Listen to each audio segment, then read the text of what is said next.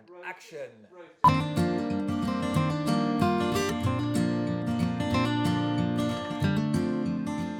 So Rose, your work is unbelievably colourful and joyful, and I just wonder, when you first think about these paintings, how do you get to the first sort of colours for it? I think there are colours I'm definitely drawn to. Like, I'm very drawn to pink in my work.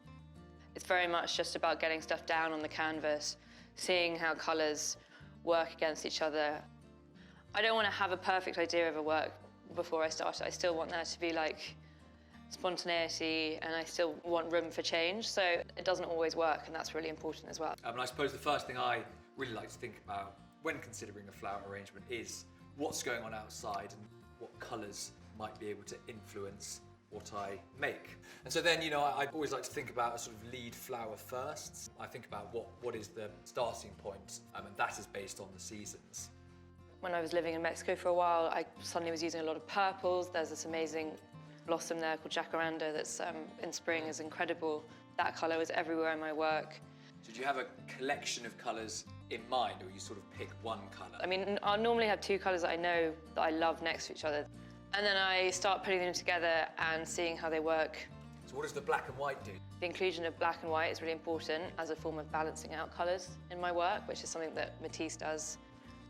When you're taught to be an artist, you're taught about complementary colours, and actually colours that don't necessarily always work together, I think is a really interesting thing. It's an active decision to use colours that might clash. I don't just like using complementary colours, I actually quite like using clashing colours. It's important in terms of a movement of a painting as well, like green and pink, green and red. I know those work, but then pink and red, you wouldn't necessarily put together, but I really, really like how they sit together. Purple and yellow, again, I really love. That's sort of what I've been doing a lot of recently, even though that yellow isn't the right yellow for that purple. It doesn't necessarily mean just because you've mixed two colours they're going to work. I think the whole thing is that you don't really know how colours react to each other. That's something you learn over time. One thing I really like to do is sort of colour match. So if we take my nice little Balthazar chrysanthemum here, which has got a little hint of yellow in it. This is my lead flower for this arrangement. Bit of yellow, bit of pink. And then what flowers can I find that might reflect those two colours? For me, I want my paintings to fundamentally just bring joy to people, and I think vibrant, bright colours, I think that's sort of what makes that possible. So Rose, thank you so much. That was so inspiring to be talking to you all about colour. And everyone, we're going to be speaking to Rose a little bit more next week about composition.